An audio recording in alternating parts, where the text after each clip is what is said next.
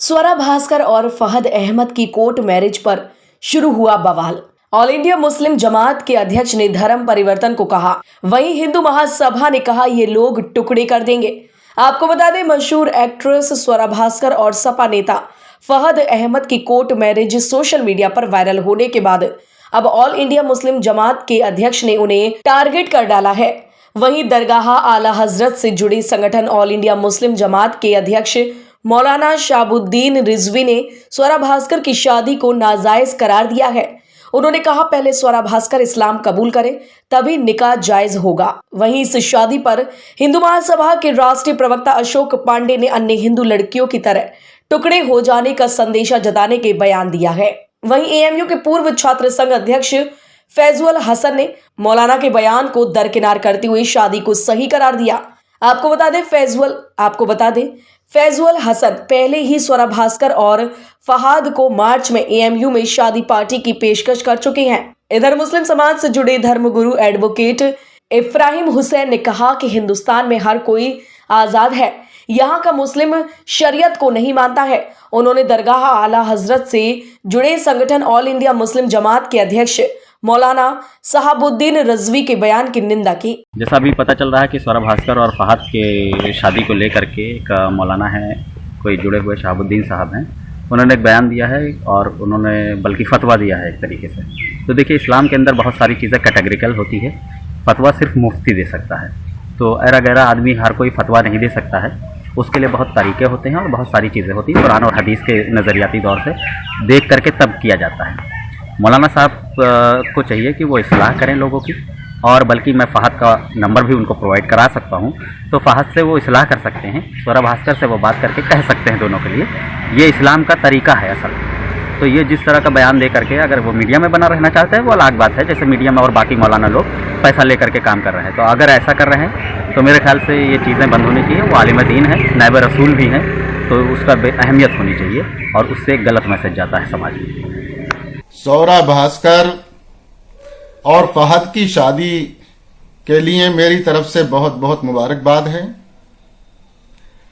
शादी करना एक कानूनी अधिकार है और स्वरा भास्कर और फहद ने कानून के दायरे में रहते हुए शादी की है और भारत के नागरिक को आकिल बालिग होने के बाद अपनी मर्जी से शादी करने का अधिकार है। किसी को भी दबाव बनाना या विरोध करने का अधिकार नहीं है।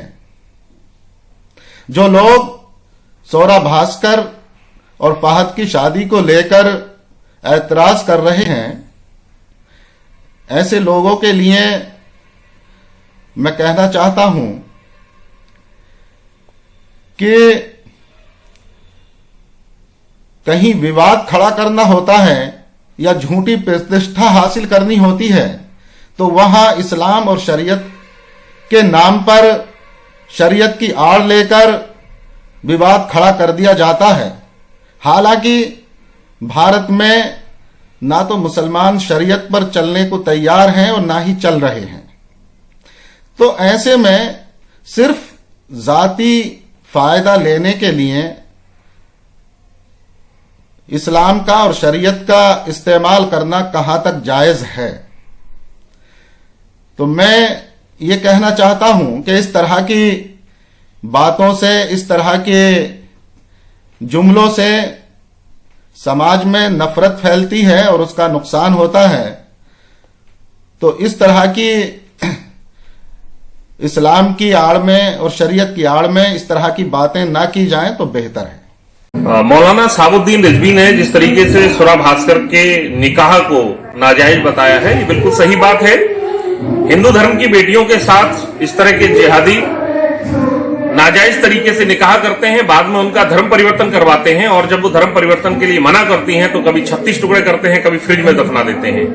यही अंजाम आज नहीं तो कल स्वरा भास्कर या जितनी भी लड़कियां उधर जा रही हैं उनका होगा।